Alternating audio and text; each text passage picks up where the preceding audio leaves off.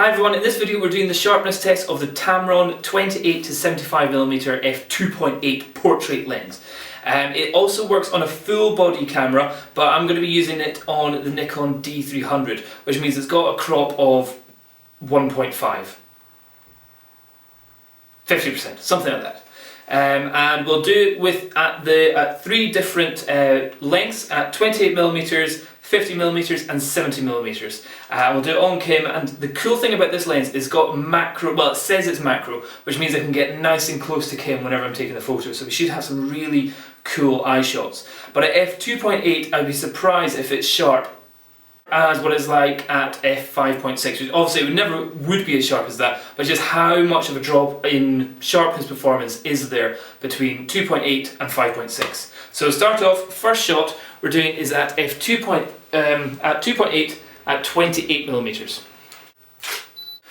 Okay, and straight away that is looking like a great shot. I'm very happy with that. There's a slight depth of field which you're seeing by looking at the far away eye there. But close up, her closest eye looks really good. You can see all the little lines in her eyeball. Let's put it up to where it should be at its sharpest, f5.6. Okay, I'm doing my best to try and see which is actually sharper here. The f5.6, definitely the eyeball does look a little bit sharper than in f2.8, but it's really a tiny difference. I'm also seeing a tiny little bit of chromatic aberration around the flash inside the eye. And at f2.8, it was a little bit less obvious. Anyway, so that was it at 28mm. Now we're going to stick it up to 50mm. Okay, this is 50mm at f2.8. And that definitely looks a little bit softer. But it actually, is it? Because like you can see there's actually a difference in the depth of field even in just that one eyeball. Looking at the far away bits of eyelash, they look sharper than the closer bits of eyelash. So that's how shallow, whenever you're as close as possible, the depth of field can be with a lens like this. Let's see what it's like at f5.6 now.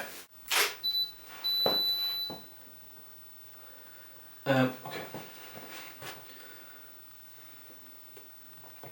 Definitely there's a big increase in sharpness there, and at f5.6 on this lens, there's still a shallow depth of field on her, but it looks really cool. Even her hair is sharp as anything there. So that's pretty darn impressive. Now, to go to its fully telephoto 75mm length, which is probably where you'd want to be using it most of the time whenever you're doing portrait shots, because that gives the best look to a face. It doesn't fatten it, doesn't widen it, it gives it kind of its longest looking shot. But with this I can be as close up as I want, almost touching Kim's face, but I don't want to be that close. Normally you'd be shooting a lot further away, but here we're just focusing on the eye. So this one is at f2.8, 75mm. Okay, it's definitely not nearly as sharp as the other shots. It's not a bad image, it doesn't look totally blurry, but whenever you get that close in, you can see the actual beauty dish is really kind of blurry, and it's got a huge bit of what looks like green chromatic aberration at the side. So let's see what it looks when we stop it down to f5.6. Okay, there, it's still looking pretty darn good there. The chromatic aberration seems to have gone. There may be a tiny little bit of blue fringing around the flash there, but it's possibly just not quite as sharp as what it was at 50mm or even 28mm. It's not something which you would throw the lens out for, considering this lens is cheap as anything. It's about a third, maybe a quarter of the price of the Nikon or Canon equivalents. So this is, I would say, for a price, for value for money, this lens kicks ass. It's sharp as anything, and it's fairly light and fairly small, so you can pretty much take it anywhere.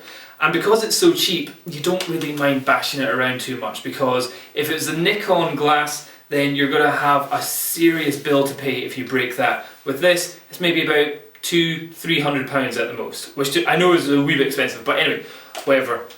So that was the Tamron 28 to 75mm sharpness test. Cheers, bye.